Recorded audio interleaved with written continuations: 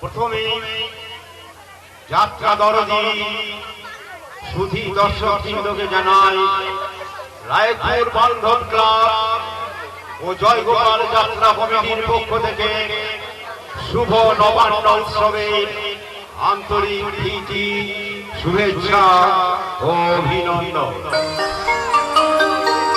কানন কুমার মাইতি রচিত আজকের যাত্রাপালা পিতার কাঁধে পুত্রের লাভ। ওম সহনাভবতু সহনৌ ভুনক্তু সহ বীর্যং কর্মাবহৈ তেজস্বিনাবধীতমস্তু মা বিদ্বিষাবহৈ।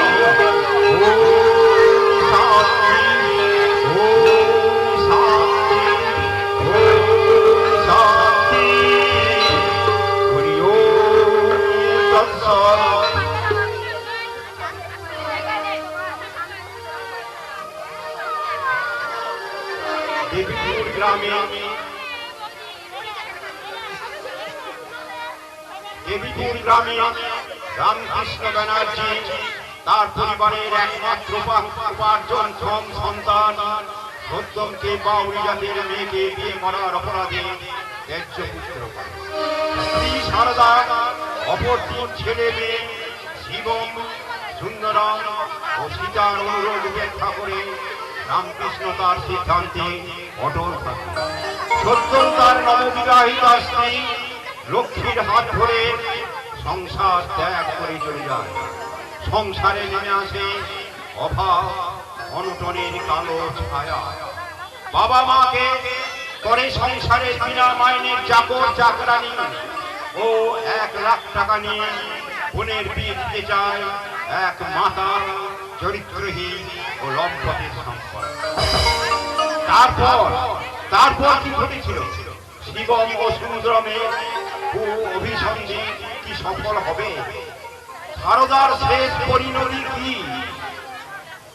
কে ওই বৃহৎ নলারাধার ছেলে মেয়ে নাচানোর কারণে যার সর্বত্র অবাধ বিচরণ, যে মানুষকে কখনো হাসায় কখনো কাঁদায় কখনো বা প্রতিহিংসা চরিতার্থ করতে হয়ে ওঠে দুরন্ত ভিলেন। এর জীবনের রহস্য কি? এই সব প্রশ্নের উত্তর পাবেন অ্যামেচার ক্লাব উপযোগী এই বাস্তবধর্মী সামাজিক যাত্রাপালা। আজকের যাত্রাপালা কানন কুমার মাইতি রচিত পিতার কাঁধে পুত্রের লাভ। চরিত্রলিপি রামকৃষ্ণ ব্যানার্জি, বাবন মন্ডল, দেবীপুরের নিষ্ঠাবান ব্রাহ্মণ।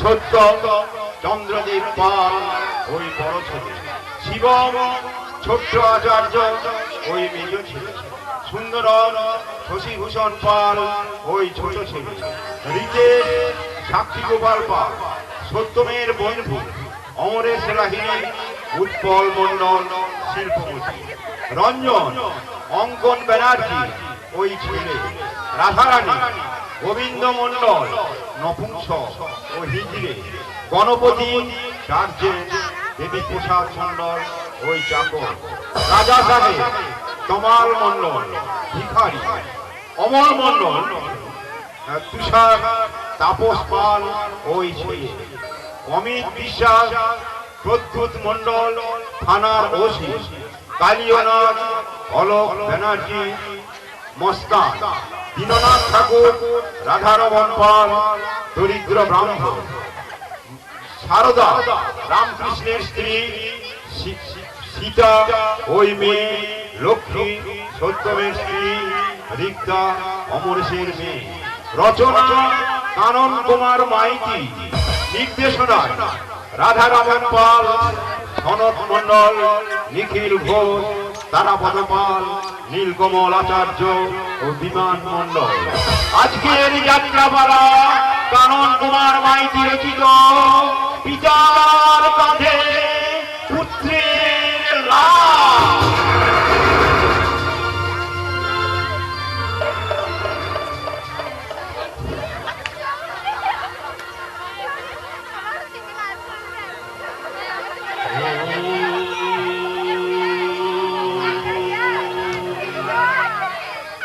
Oh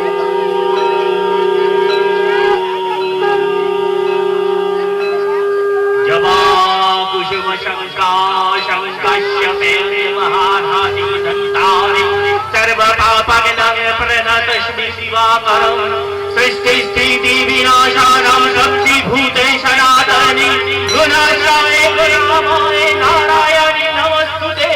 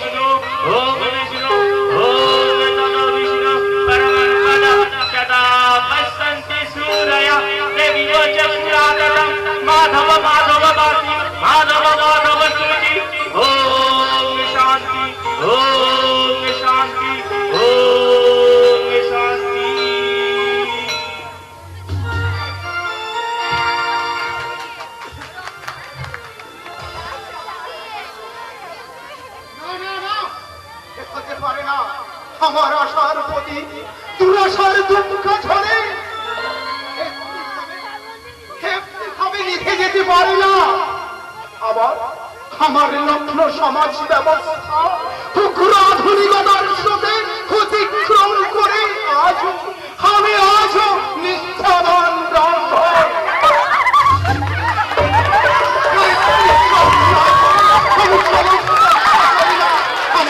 আমার সেই পবিত্র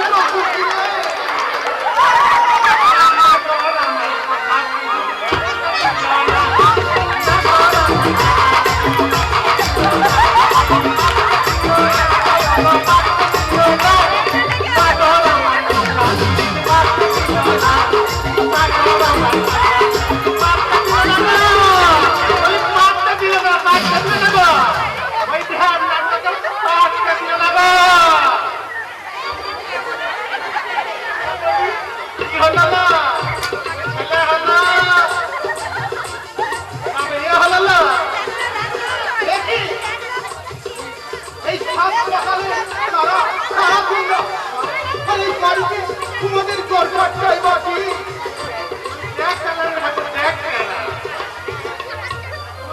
হয়েছে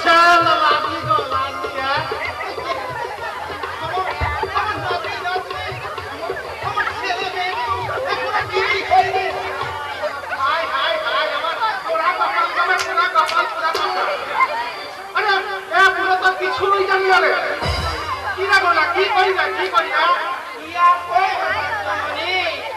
এখন লোক ছেলে না জানি ওই পিড়িতে লোক পাইছে ওই বিয়ে নদীটা পার হয়ে গেছে। তার মানে তোমাদের কথা তো আমি কিছুই বুঝতে পারছি না।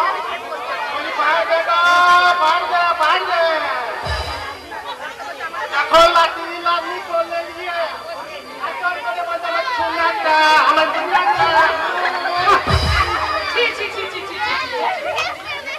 খেলে নাকি গালে এক থাবড়া খুঁজো দিলে বাগজননী ছেলে বউ নাতি নাতনি এসব কি বলছো তোমরা? বলছে তোমার কপাল বা কপাল। তোমার ছেলেকে কততে বিয়ে করেছো কেবে?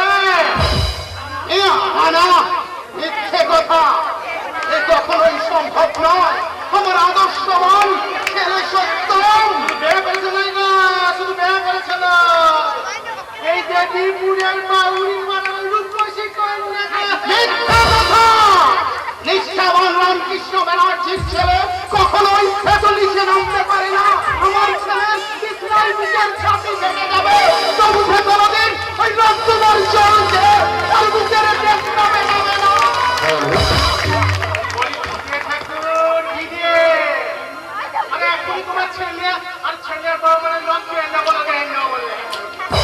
যদি আসে তাহলে তোমরা এই বাড়ি ছেড়ে রেখে লাটাতে গো লাটাতে লাটাতে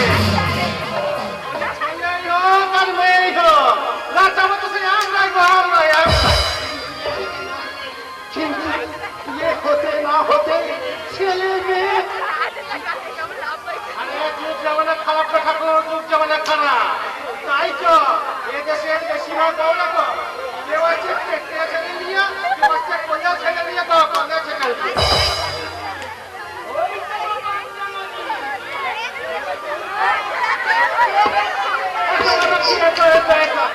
আপনারা এখানে কেন? কি হলো না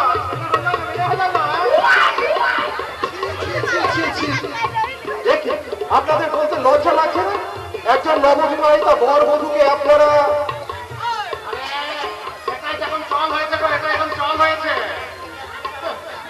যুগ জমানা খারাপ তোর মধ্যে কিছুই এমন নাই সেটা তো আগে বললেই হয় এই কইয়া চল যখন চল আর তুই আমরা পরে আসবো চল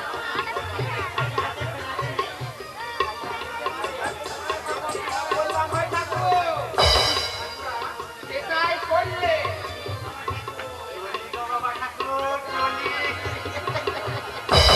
আর দু এক মাস পরেই নয় আসবো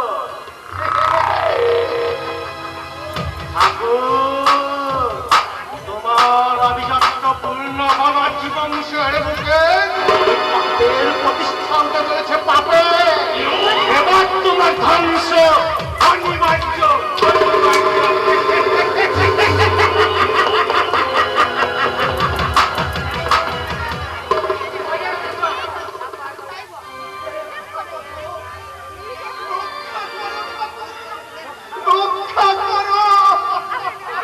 বাবা, আপনাকে না জানিয়ে আমি এক অন্যায় কাজ করে ফেলেছি বাবা, আমাকে ক্ষমা করুন। না সাহস তোমার হলো কি করে? তুমি কি ভুলে গেছো সে আমি রামকৃষ্ণ ব্যানার্জি ত্রিসন্ধ্যা গায়ত্রী সব না করে স্পর্শ করি না আমার ছেলে হয়ে তুমি কিনা একটা ছোট লোক পৌরি জাতের মেয়েকে স্বেচ্ছায় ভালোবেসে নয় বাবা, একটি রক্তপুষ্টা মেয়েকে মৃত্যুর হাত থেকে বাঁচাতে আমি এ বিয়ে করতে বাধ্য হয়েছি বাবা। আপনার ছেলের কোনো দোষ নেই বাবা, সব দোষ আমার এই পুরো অদৃষ্টির বাবা। হে বাবা, বড় পক্ষ গয়না আর টাকা দিতে না পারার অপরাধে ওরা বরকে তুলে নিয়ে যায়। তখন লগ্ন বছর হাত থেকে মরে ছাড়া আমার ছেলে কোনো উপায় ছিল না বাবা। তাই আপনার ছেলে তখন দেবদূত হয়ে আমাকে বাঁচিয়েছে বাবা, আমাকে বাঁচিয়েছে। ওকে বিয়ে করে আমি আপনার শিক্ষার মর্যাদা রেখেছি বাবা। আপনি তো আমাকে শিখিয়েছিলেন মানুষকে বিপদ থেকে রক্ষা করাই মানুষের শ্রেষ্ঠ ধর্ম বাবা। আমি তোমার মুখ থেকে ধর্মের সমালোচনা শুনতে বাবা। চাই না। আমার অজ্ঞানতে একটা ছোট লোক পৌরের মেয়েকে বিয়ে করে সে অন্যায় বাবা করেছ, তার প্রায়শ্চিত্ত তোমাকেই করতে হবে। না বাবা, না।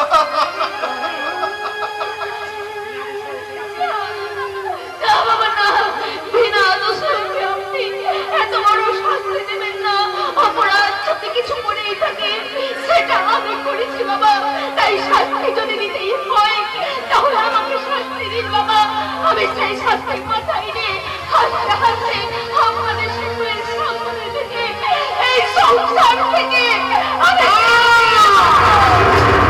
লক্ষ্মীনারায়ণ সাক্ষী রেখে ও তোমাকে বিয়ে করেছে, তুমি ওর ধর্মপত্নী, তাই আমি আমার ছেলেকে ধর্মচ্যুত হতে বলতে পারবো না। যে দায়িত্ব কর্তব্যের বোঝা মাথায় তুলে নিয়েছে তাকে সারা জীবন বহন করতে হবে। এটাই আমার আদেশ। কিন্তু আমার বংশে রাধা মাধবকে অবহেলা করে তুমি হয়েছ মহা পাতকী নরকামী।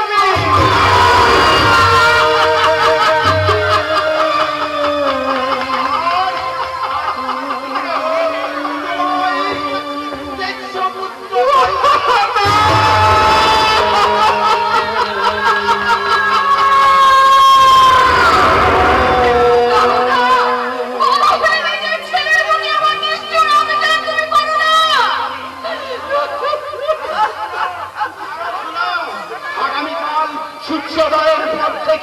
আমার মৃত্যুকাল পর্যন্ত তোমাদের আমি মুখ দর্শন করতে চাই না।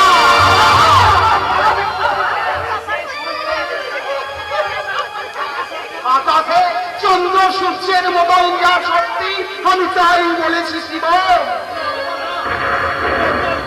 এই দৃষ্টির আদেশ আমি ফিরিয়ে নিন বাবা, ফিরিয়ে নিন।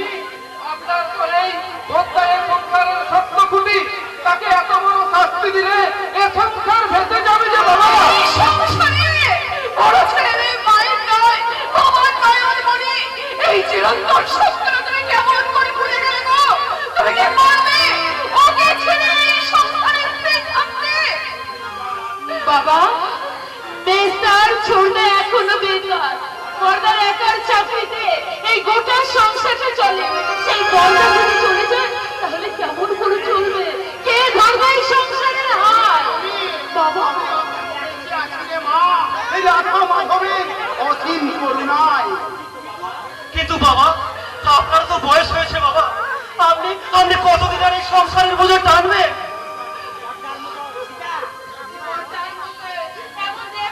মানুষের উপর আপনি নিষ্ঠুর হবেন না বাবা, এতটা নিষ্ঠুর হবেন না। আপনি কর্তার অপরাধের পুনর্বিবেচনা করুন বাবা। বিচার শেষ হয়ে গেছে সুন্দরা। বিচার নয় গো, বিচার নয়, অবিচার গো, অবিচার। বাবা হয়ে নিজের ছেলের প্রতি যে অবিচার তুমি করলে, আগামী দিনে তাই যে হস হয়ে থাকবে। তাই তোমাকে বলছি, তুমি তোমার কথা ফিরিয়ে নাও গো। ছেলের মুখ চেয়ে অন্তত তোমার এই বিচার। না, আজন্ম সত্য সিদ্ধ রামকৃষ্ণ ব্যানার্জি কখনোই একই বিচার দুবার করে না। তাহলে আর কেন? এবার এবার আমায় বিদায় দিন। আপনার আমাদের পাপ মুখ দর্শন করতে হবে না বাবা।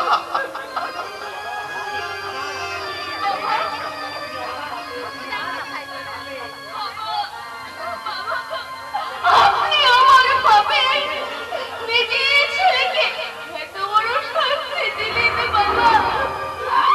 আমি আপনার কাছে হাত জোড় করে বলছি বাবা, যদি কোনো অপরাধ করে থাকি সেটা আমি করেছি, সে অপরাধের মাথায় করে নিয়ে আমি এই সংসার থেকে চলে যাব বাবা। শুধু আপনার ছেলেকে এত বড় শাস্তি দেবেন না বাবা।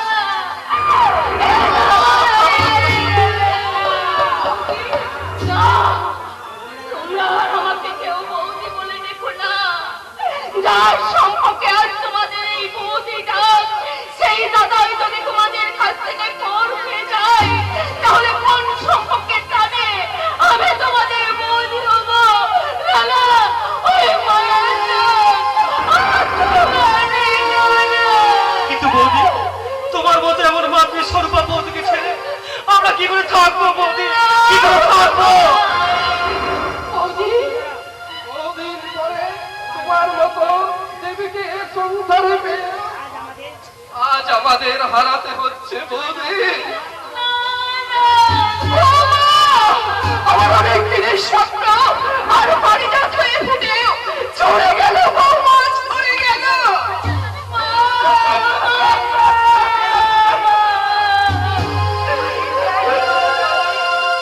সংসার সুখের হয় রমণীর গুণে, সেই সংসার থেকে যদি লক্ষ্মী শর্মা বৌদি, লক্ষ্মী শর্মা নারী চিরদিনের মতো চলে যায়, তাহলে না, না, না, না, আমি লক্ষ্মী নই, আমি দেবী হতে চাই না, আমি যে বাউরি ঘরের মেয়ে। তাই তোমাদের এই দেবীর প্রতিষ্ঠানে আমার যে বসার কোনো অধিকার নেই। তাই তো চিরদিনের মতো তোমাদের সঙ্গে আমার সম্পর্ক হচ্ছে। আমার যে আসলে বসার কোনো অধিকার নেই, কোনো অধিকার নেই। বাবা, এরপরও কি আপনি নীরব থাকবেন? এখনো কি আপনার মনে হবে না জন্ম মানুষের বড় পরিচয় নয়, কর্মই মানুষের বড় পরিচয়? আমাদের বংশের দেবতা রাধা মাধব, আপনার ধ্যানের দেবতা রাধা মাধবের চোখে ছোট বড় ছিল না বাবা। এই সংসারে বড়দের কাউকে ছোট বড় তুমি ভাবনি। এই সংসারে ছোট বড় ভাবনি।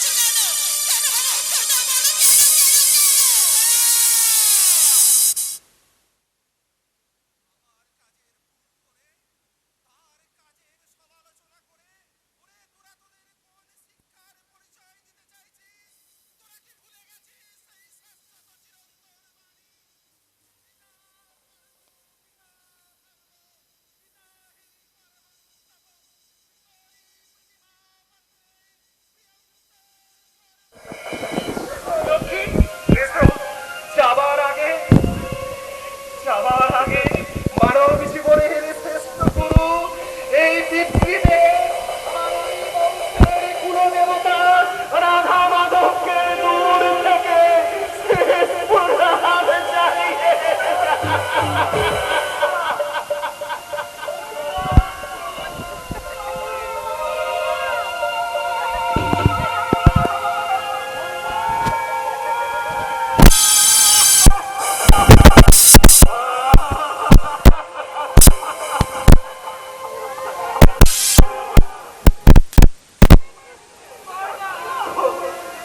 করবেন না বাবা। অনেক বেশি দুঃখ যন্ত্রণা আঘাত সহ্য করে মানুষ বাবার পরিচয় পায়। সব দুঃখ যন্ত্রণা হাতে রেখে সে যন্ত্রণা মৃত্যু যন্ত্রণার চেয়ে অনেক অনেক ভগবান রাধা মাধব যেন আপনাকে এই যন্ত্রণা না দেন বাবা, এই যন্ত্রণা না দেন। সেই যন্ত্রণা হলো পিতার কাঁধে পুত্রের লাশ।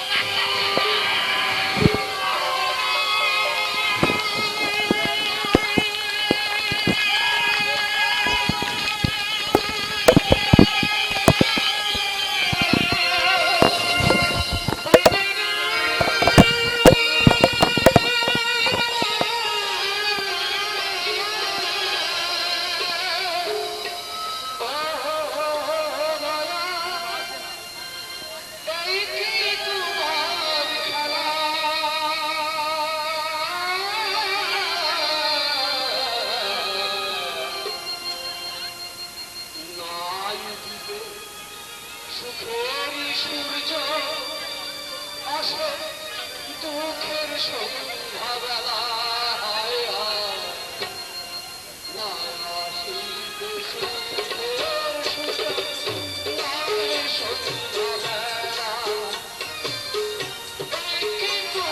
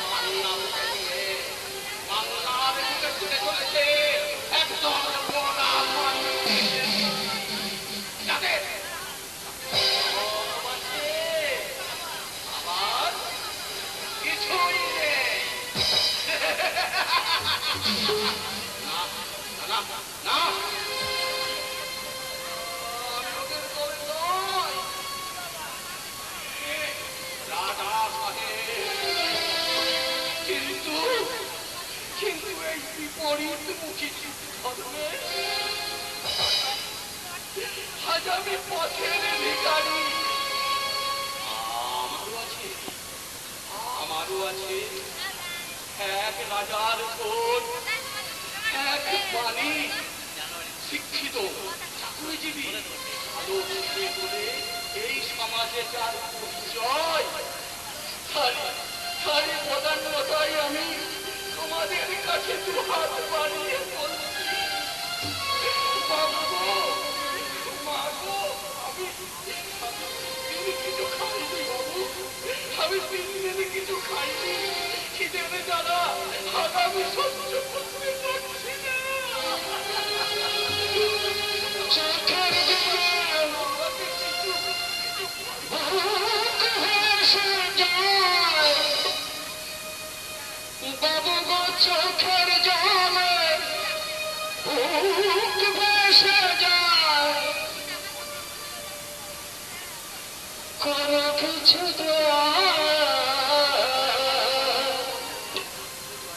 বাবা একটি পয়সা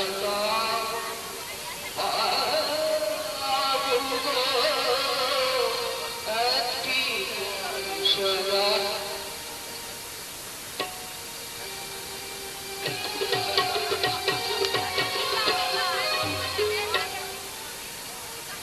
চোখের জ্বালায় বুক ভেসে যায়, চোখের জল বুক ভেসে যায়, গরিবকে মুখের দিকে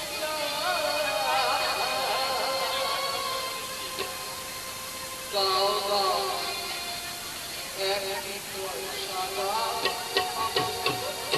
একটি পয়সা দাও, দাও দাও একটি পয়সা দাও, ও একটি পয়সা দাও, দাও দাও একটি পয়সা দাও, তোমার চোখের জল ভেসে যায়, চোখের জল ভেসে যায়,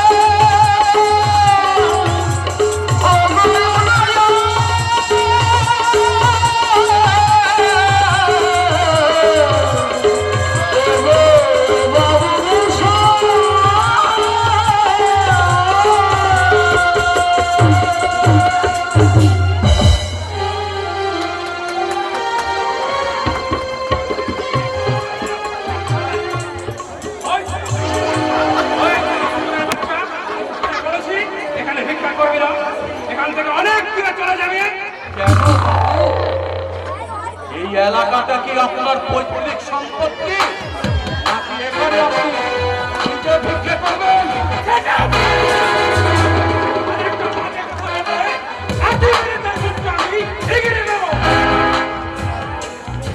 ছোটবেলায় কোলে শুয়ে অনেক লাফি তো মেরেছেন বাবু, বড় হয়ে না হয় আরো 2-4টে লাথি মারবেন। তার মানে সমাজের সকলের সামনে নিজেকে আমার বাবা বলে পরিচয় দিয়েছি। কি আমার কি অপমান করতে চাইছে? বাবু না, আমি কি আপনার মতো মানুষের বাবা হতে পারি? ইচ্ছা করে কথায় লিখান ফেলেছে। তো নিজের কথা হয়েছি ওই পথের ভিখারি। নইলে তোর বৌমা তোর জন্য অনেক বড় আশ্রম ঠিক করেছিল। সেখানে না গিয়ে তুই পথের ভিখারি। তোকে মারবো মাথায় লাঠি দিয়ে।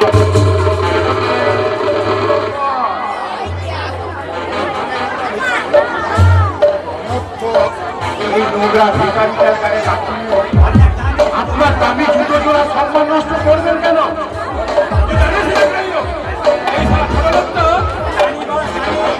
জানি বস, জানি ওরা হারামির বাচ্চা না হলে এই সমাজের বুকে হারামির বাচ্চা পায় না।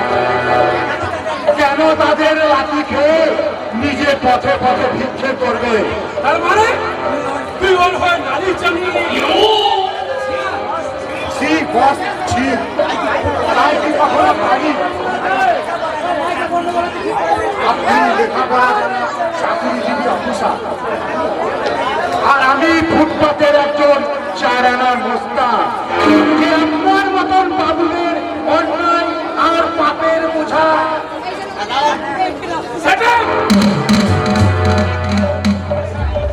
তুই তো তার জন্য পয়সা নিয়ে পয়সা দিয়ে সবকিছুকে বিচার করতে চাইবেন না বা পয়সা দিলে আপনি পাবেন ওই ভিখারি ঝুলিটা কাঁধে নিয়ে পথে পথে।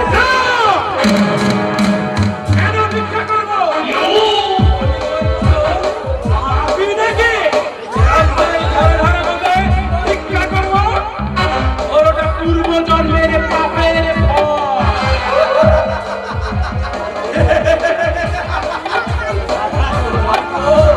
যেন মহাপুরুষের বাণী।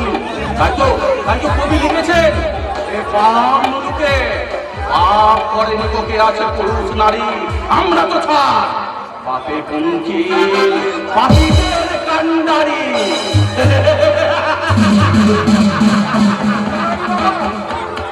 যেতে দাও বাবা, যেতে দাও, যেতে দাও। ওরা সরকারি চাকরি, মানে এ যুগের ভগবান, আর এ যুগের ভগবানকে এভাবে কেউ পথে ঘাটে অপমান করতে নেই। ওই চায়নার গুন্ডা জামাকে অপমান করতে পারত। এর ফল আমি একদিন নিশ্চয় নেব। সেদিন তার মুখে দেব আমি কত ভিতর কত ভয়ঙ্কর।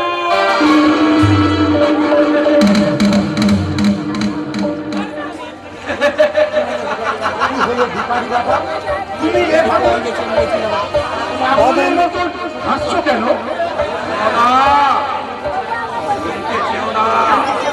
জানতে চেও না,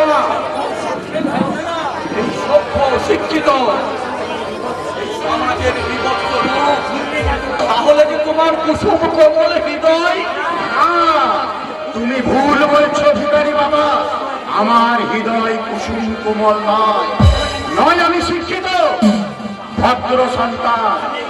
আমি এই তথাকথিত ভদ্র সমাজের কলঙ্ক, এক হারামের গুন্ডা, যে কোনো চাকরি না পেয়ে পেটের দায়ে গুন্ডামি করে নিজের বৃদ্ধ মা বাবা আর স্ত্রী পুত্রের মুখে দুবেলা দুমুঠো অন্ন তুলে দেয়। হাজারো অন্যায় আর পাপের পরিপূর্ণ এই যুগের রক্তাভ, তাই তারই মতন সমস্ত পাপের বোঝা নিজের মস্তকে ধারণ করে কাজ তুমি করে চলেছ, তাতে কোনো পাপ তোমায় স্পর্শ করতে পারবে না। রত্নাকর যেমন বাল্মীকি হয়েছিলেন, একদিন তুমিও। না, এ যুগে তা সম্ভব নয় ভিখারি বাবা। তা যদি হতো তাহলে তোমার নিজের ছেলের লাঠি খেয়ে তোমার জীবন ধন্য করতে হতো না। ওই শিক্ষিত চাকরিজীবী কুলাঙ্গারটা এই সমাজে সবসময় সত্যি কথা বলতে নেই, তাহলে যে এই সভ্য শিক্ষিত ভদ্র সমাজ ভেঙে পড়বে। ওরে, একবিংশ শতাব্দীর কুন্দরা সমাজের যুব মানুষ আর ষড়যন্ত্রে ভরা বাঙালি সমাজ তোমরা নিজেদের ছেলে মেয়েদের মোটা মোটা পরিয়ে শিক্ষিত করো না, ওদের সুশিক্ষা দিয়ে মানুষের মতো মানুষ করো। না হলে আসার অন্ধকারে মুখ লুকাবে আমার মতো এদেশের লক্ষ কোটি বাবা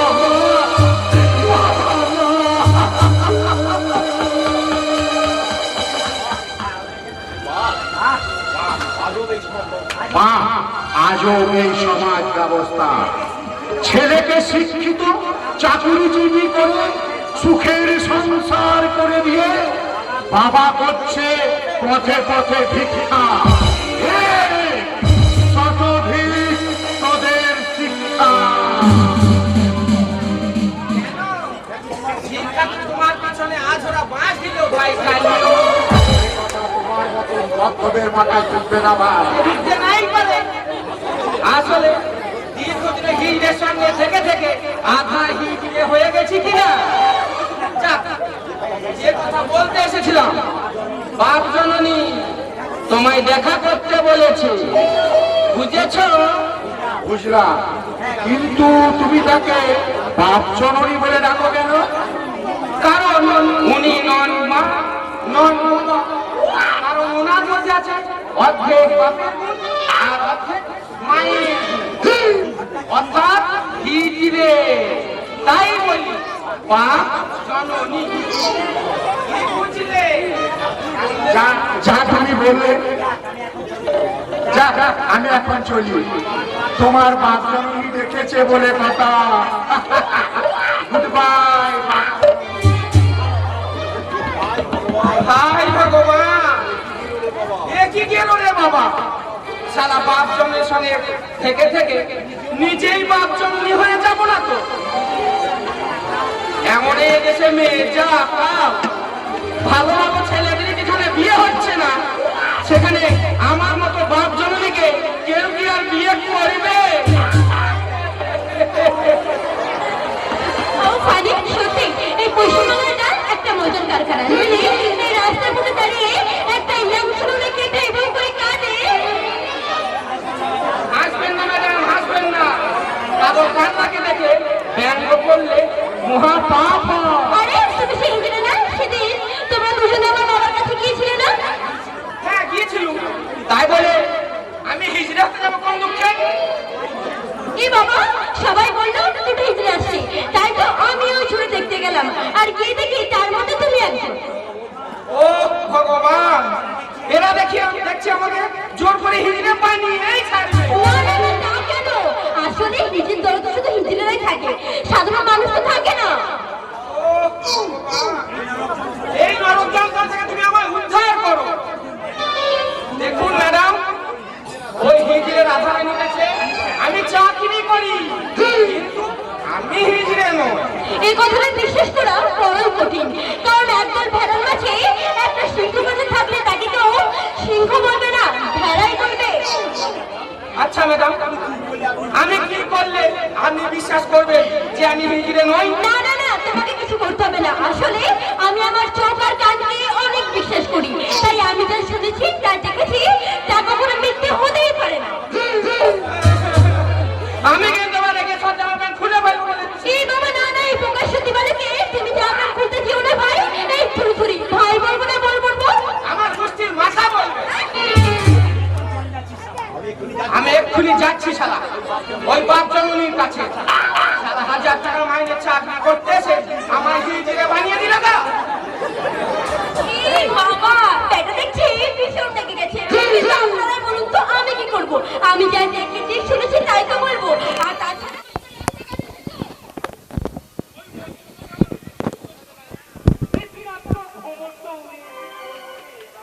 এক থাপ্পড় মেরে দাও, তোমার এই চেষ্টা আমি রুটিয়ে দেবো। মারো মারো আর জোরে মারো, তোমার ওই কোমল হাতে তোরে আমার এই বিপাচিত অন্তর। তবে রে জানোয়ার, তবে রে জানোয়ার, তোকে একটা দুষিছি কাটিয়ে গেল। দেব তোমাকে।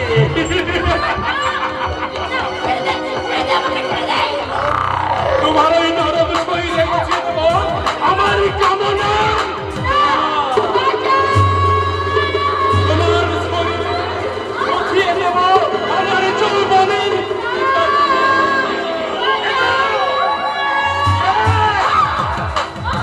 এই শহরের নিশ্চল পথে কেউ আসার আগেই আমি তোমায়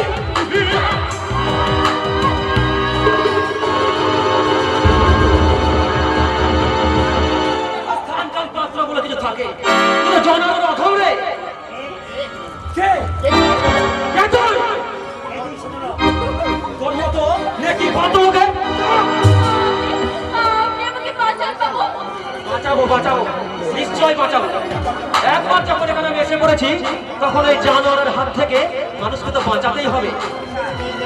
ওই সুন্দরী মেয়ে দেখে বেশি বিয়ে তাগিরি করো না, তাতে ওকে তো পাবেই না, শেষ পর্যন্ত তোমার জীবনটা না দিতে হয়। আমি জানতে চাই তুই এখান থেকে যাবি কি না? যাবো যাবো যাবো, নিশ্চয় যাবো, তবে তোকে মেরে ওকে নিয়ে যাবো।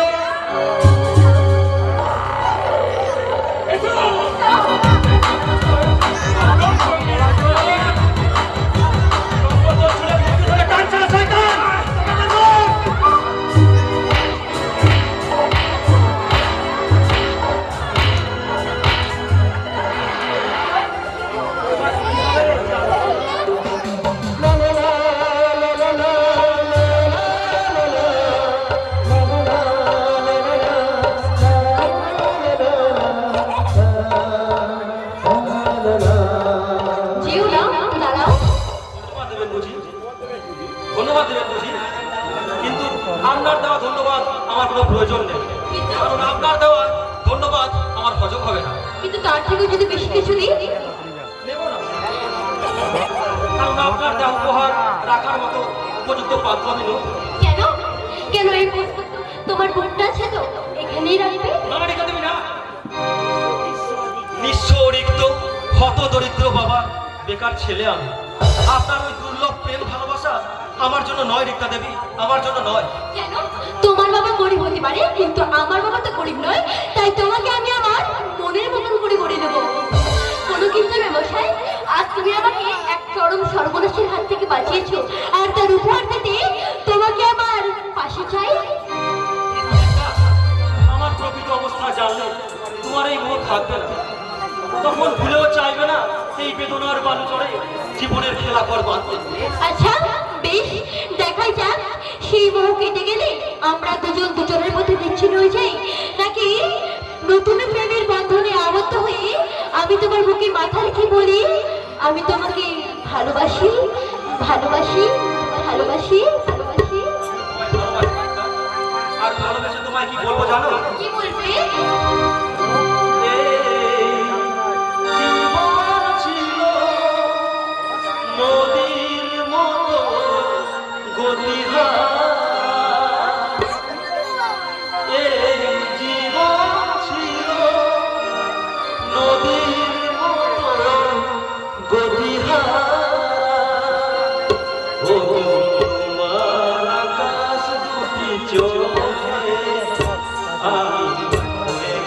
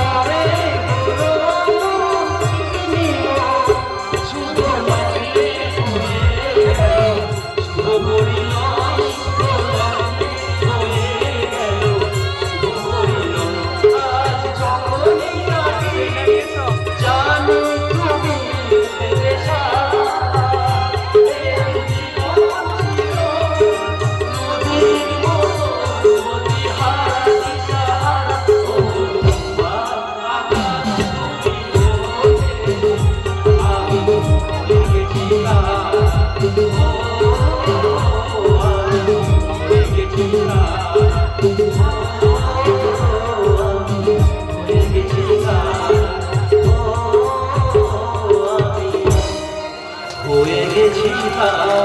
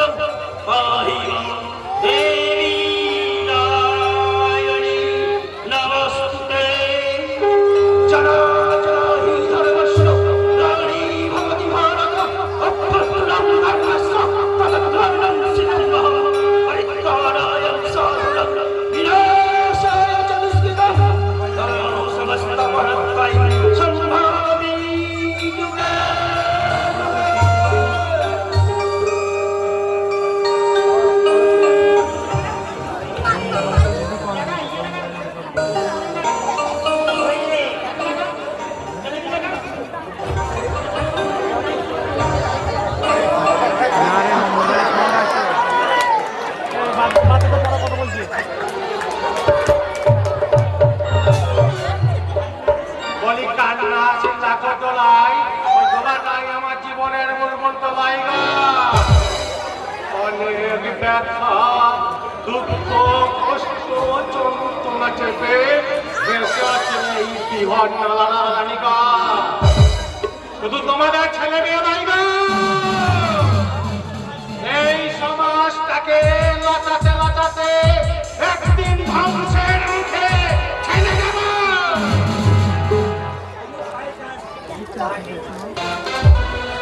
শয়তান পার পাবিনি গো, কোন শয়তান পার পাবিনি।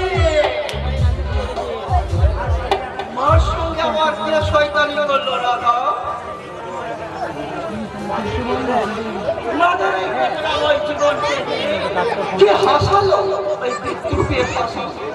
ও কাকা, সে কথা তুমি বাঁচে না কি করবে? না পারবে করতে প্রতিকার, না পারবে নিতে প্রতিশোধ। ছোটবেলা থেকেই দেখে আসছি তোমাদের মতো বিপজ্জনকরা লোকের ছেলে মেয়ে নাচিয়ে সেই পয়সায় জীবন ধারণ করে। একমাত্র তোমাকে দেখছি ব্যবসা বাণিজ্য করে এই জীবনে প্রতিষ্ঠিত হলো। বলে ছোট মানুষ হয়ে জীবনে কিছু বড় করা যায় না গো। জীবনে বড় হতে হলে এই সমাজের মুখে বড় আঘাত আনতে হলে নিজেকেও বড় হতে হবে গো, নিজেকেও বড় হতে হবে। এই সমাজে তোমার বড় কাজটা কি? আগুন আগুন নিয়ে খেলা তো কাকা, আগুন নিয়ে খেলা। না না, আর সেই আগুনের লেলিহান শিখায় কিছু মানুষকে জীবন্ত পুড়িয়ে মারানো।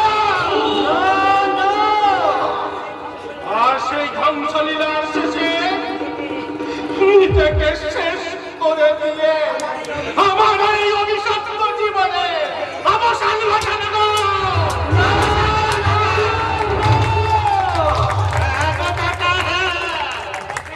বুকের ভিতর ধিকি ধিকি করে চলা এই তুষের আগুনটাকে এই সমাজের বুকে ছড়িয়ে দিয়ে দেখাবো আমার এক অন্য রূপ দেখাবো।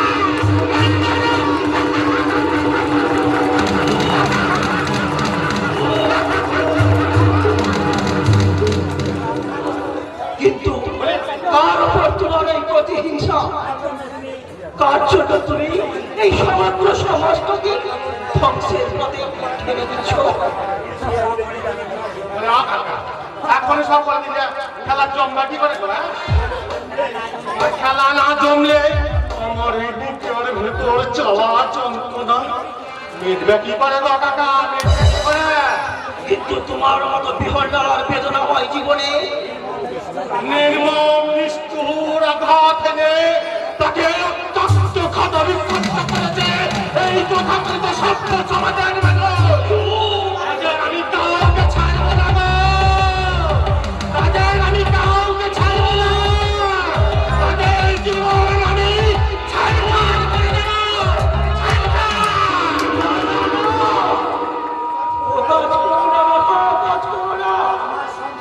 এই সমাজ সংসারে চলার পথে মানুষ ভুল করে, আবার মানুষই করে তার সংশোধন।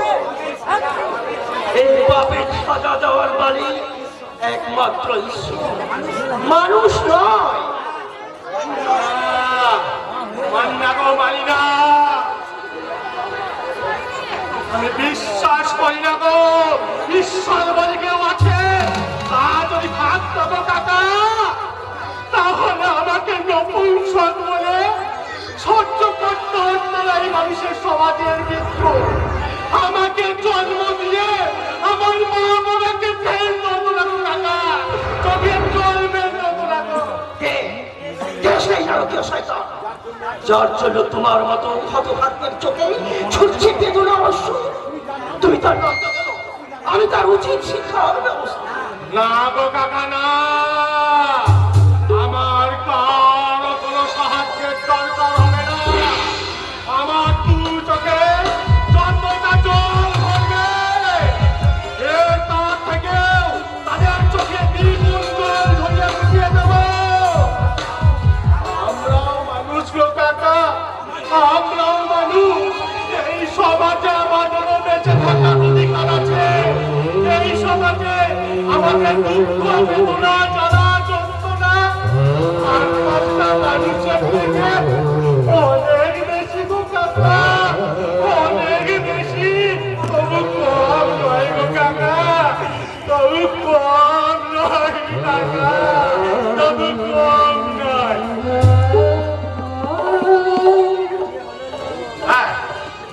ওই কাজ হবে, কাজ হয়েছে না, কাজ হবে না, ছেলে হলে না মেয়ে হলে না।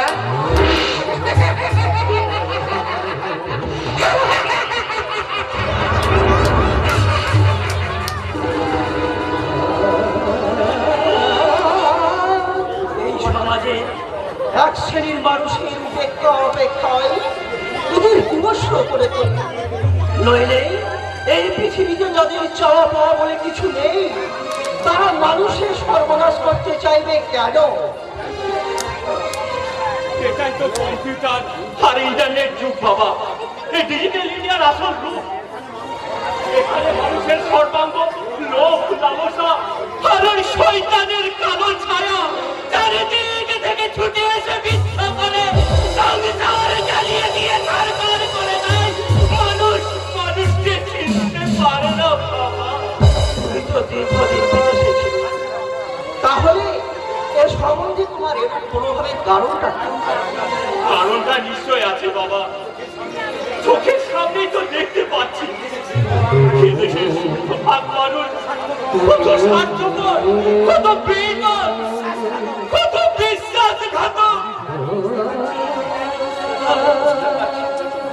কিন্তু তুমি বিদেশি কালচারে বড় হয়েছি, লেখাপড়া শিখেছি, কিন্তু সেই কালচার আর সংস্কৃতি আমাকে আকৃষ্ট করতে পারে না। আর পারেনি বলে এই দেশের বর্তমান সংস্কৃতি আমাকে এত বেশি ব্যথিত করে তুলেছে বাবা, এত বেশি ব্যথিত করে। সেই ব্যথিত হৃদয় নিয়ে তুমি কি আবার বিদেশে ফিরে যেতে চাও?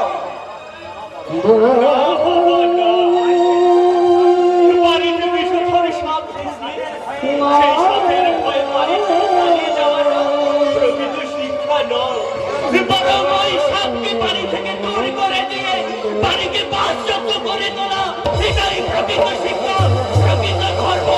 এটার জন্য প্রত্যেক সন্তানকে ভগবানের কাছে আত্মসরে চিৎকার করে বলতে হবে,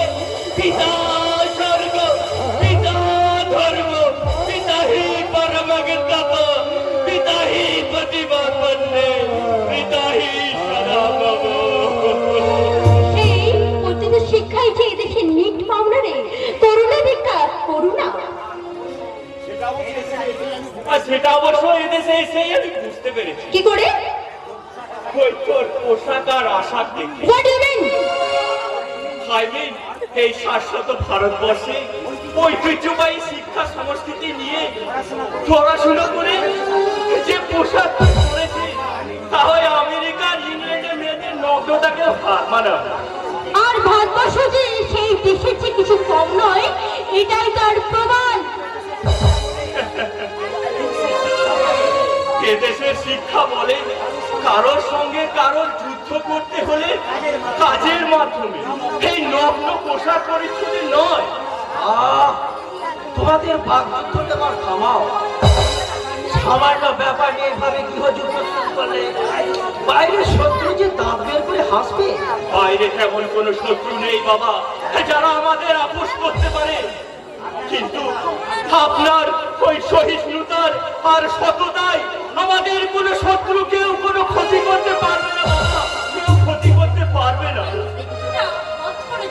তার মন থেকে তার জানোয়ারটাকে বার করা যাবে না। কি বলছো তুমি মামুনি? হ্যাঁ বাবা। কার মধ্যে দেখেছো, কার মধ্যে দেখেছো তুমি জানোয়ারের প্রবৃত্তি? তোমার কারখানার বিশিষ্ট কর্মচারী তুষার মজুমদার, যে আজ সকালে আমাকে রাস্তার মোড়ে দাঁড়িয়ে চরম অপমান করেছে। রিক্তা, কি বলছিস তুই? সামান্য একজন কর্মচারী হয়ে মালিকের মেয়েকে অপমান করেছে তুষার মজুমদার?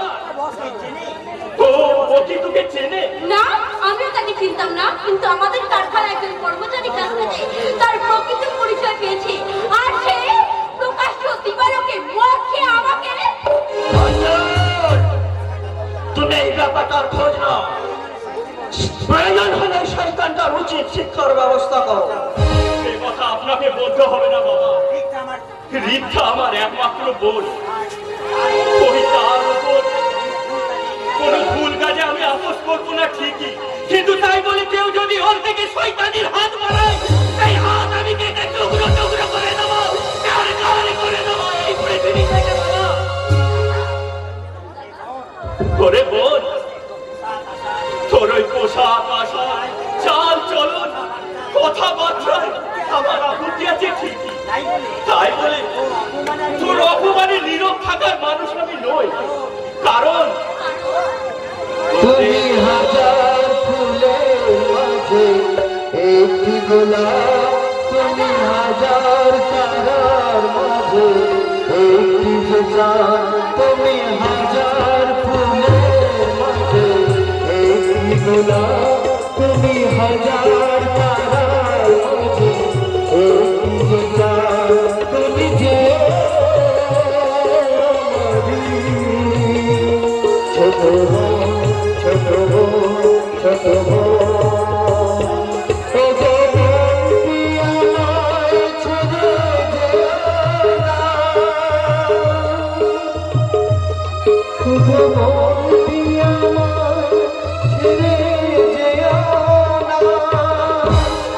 যাবো না, যাবো না, যাবো না।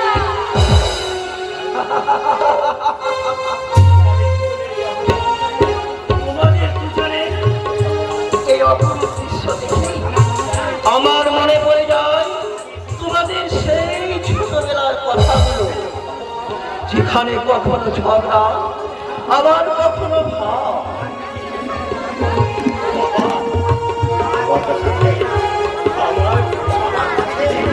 আমার বাবার কাছে ছেলেমেয়েরা চিরকাল তো ছোটই থাকে বাবা। ছোটবেলায় মা মারা যাবার পর তুমিই তো ছিলে একমাত্র আমাদের খাওয়া বা সব কিছু। সেই দিনগুলোর কথা মনে পড়ে আমাদের শিক্ষা দীক্ষাকে কি করে নষ্ট করি বাবা, তুমি বলতে পারো বাবা? তুমি যে না খেয়ে আমাদেরকে খাইয়েছিলে, এই কথা আমি কোনোদিন ভুলতে পারবো না।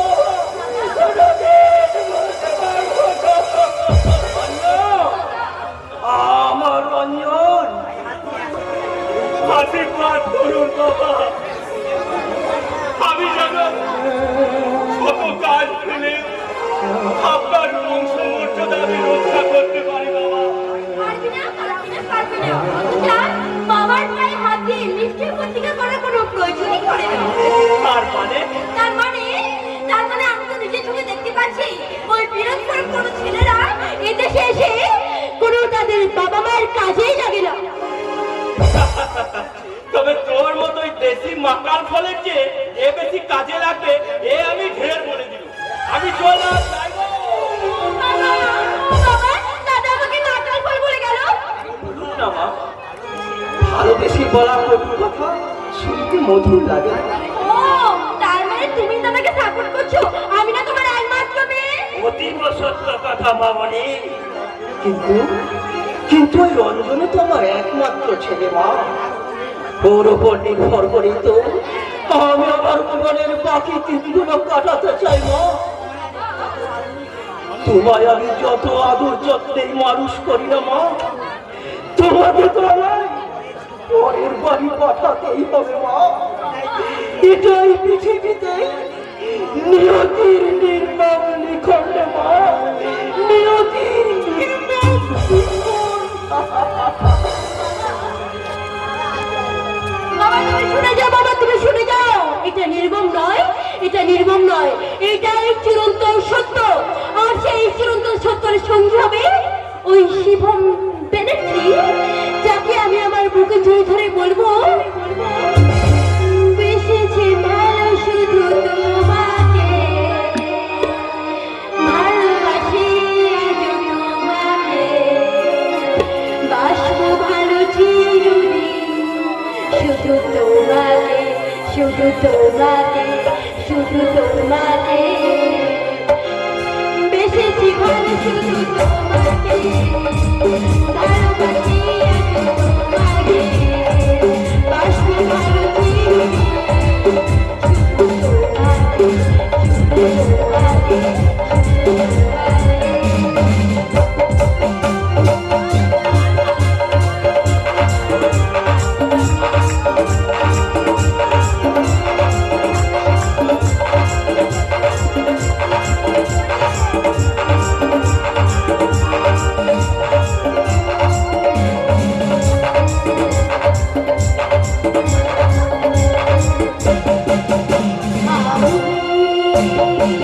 তোমাকে ছাড়া কিছু জানি না, তোমাকে ছাড়া কিছু বুঝি না, তুমি আমার সাথী। তোমাকে ছাড়া কিছু বুঝি না, তোমাকে ছাড়া কিছু জানি না, তুমি আমার সাথী।